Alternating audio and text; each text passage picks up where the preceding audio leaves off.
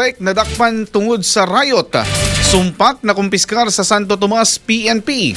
Alang sa kompletong detalye manukad sa Santo Tomas, Davao del Norte, katropang Bong Umake Algabre. XFM Report.